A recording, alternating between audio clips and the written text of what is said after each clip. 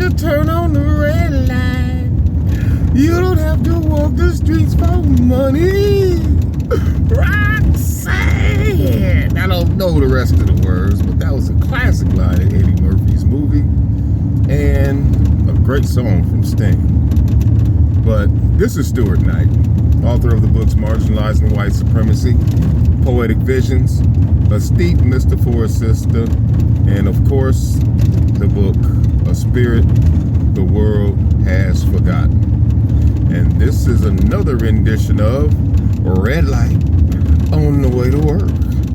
So today I'm gonna rant just a little bit, because a lot of the things that I see in the world today, man, is just painful.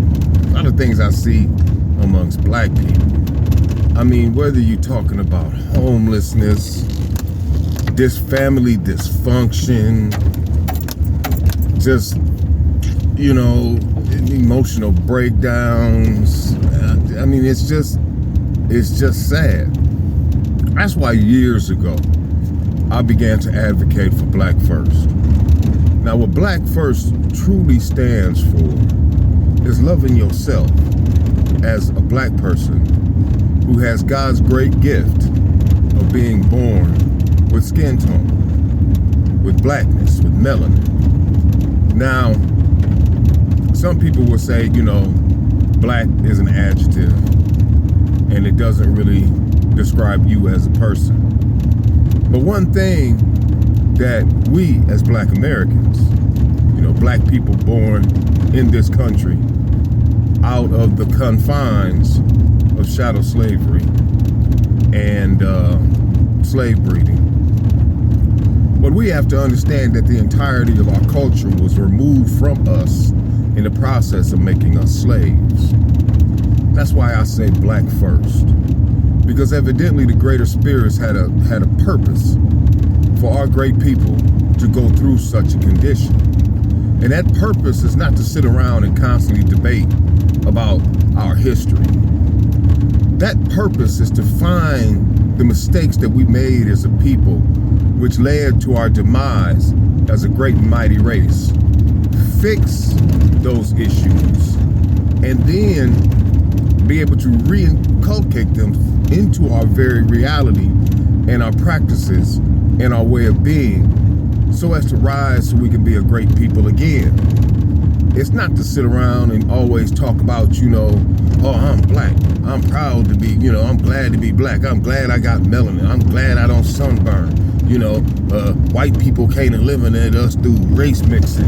That is a damn lie. Because what most of us don't know and don't truly understand and have not really gleaned from history is that the white race, upon our manumission, or us being so-called freed from slavery, they had the belief that, the black race, or the people who were slave bred, as I'm saying, in the confines of this country, they believed that the entirety of us would go extinct within 25 years. So they believed that, there was no need to worry. We could set the Negroes free, but, they used another word. We could set them free because, they're so stupid and dumb, they can't do anything. They don't know anything, so they'll die out within 25 years, and we be done with our Frankensteins that we have created. These people that we just put together for the express purposes of working our lands and making us money. The Frankensteins that we created, who could be a mighty and great and versatile people if we got our minds right. If we got our minds right. If we took the white supremacist mindset out of us as a people. And we have not done that yet. Many of us have just bought into this notion of Western ideology, of being emotionally expressive, of being free, of having liberty. But none of that applies to us. None of it. Most of us believe it does. Most of us believe that if we keep, showing these people that, we're not going to get any kind of revenge from what their ancestors did to us, then maybe one day they'll treat us with equality. No, it's been hundreds of years since the end of chattel slavery, and what do they still do? What does white supremacists still do? They construct laws, and they construct edicts, and they construct, there's just ideologies, including feminism, especially feminism, intended to fractionalize and destroy us. I mean, just look at it. If you understand that, the forebears, the white supremacist structure intended for our extinction, you would recognize that the primary target is black men. And black men lead in just about every statistics dealing with our death or incarceration or degradation overall. Look, we lead in being locked up. We lead in killing each other. Most of us, our black women, lead in moving over to same-sex behaviors. Many of black men are doing the same thing, moving over to same-sex behaviors.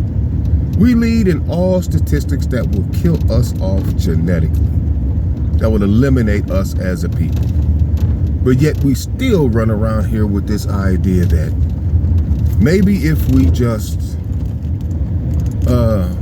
became more respectable, engaged in respectability politics, one day they will treat us equally. It's not going to happen. It's just not going to happen at all. So that's what B1, Black First, is truly all about. It ain't about beating up and defeating white people. It ain't about defeating white supremacy.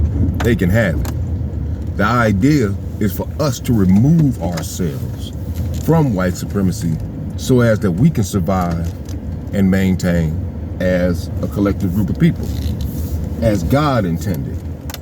And best believe white folks are not God. You gotta excuse me. I gotta back up and find where I'm at. I ain't doing too good of a job here. But that is what we need to do as a people, to rebuild our consciousness, to rebuild our understandings of the world, which led to us historically having been a great and mighty people. And in order to do that, you have to be able to recognize and realize all the functioning manners of the system of white supremacy that actually we manifest within our own behaviors on a daily basis. And you do so because the greater spirits, God, if you will, made us black, made us be here for a purpose. It's one thing to look out for yourself. It's another thing to want to seek peace and happiness. But the greatest thing to do in this world for every individual, both men and women, I should say, is to live for a purpose that's greater than you.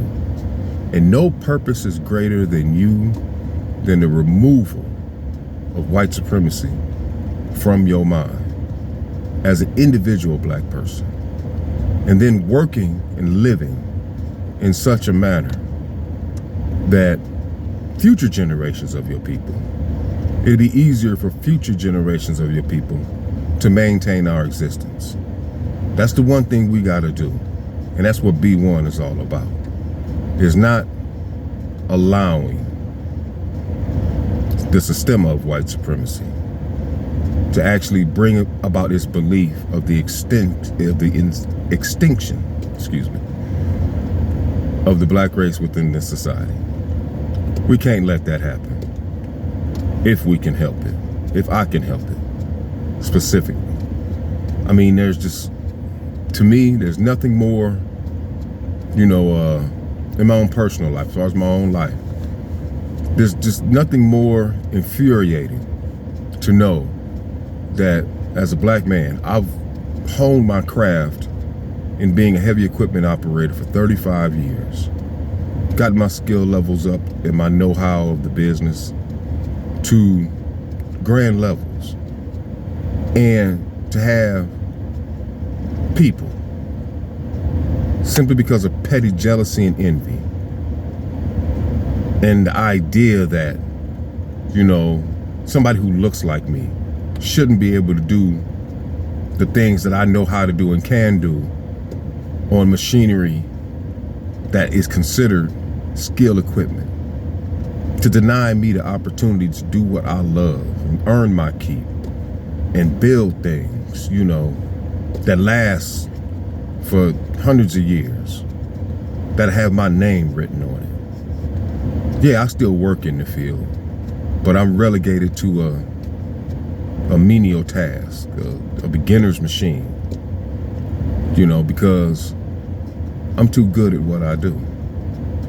And I wanted to be the best that I can be. Not to beat white people or be better than a white person, but to be the best representation of myself and to put forth the talents, the natural talents, the greater spirits gave me in the best fashion that I can, in homage, you know, of them, of those spirits. There's nothing more infuriating than to be denied the ability to practice my craft. And I know plenty of black men in this country who wanted to do their best don't do so because they don't want to offend white people. That's pitiful. That's not a knock on them, because they want to survive and they want to eat. I get that. But what it's a knock on is the ideology and the system that they've created, that many of us as black men have to live by and have to do by just to survive. To be B1 is to correct that.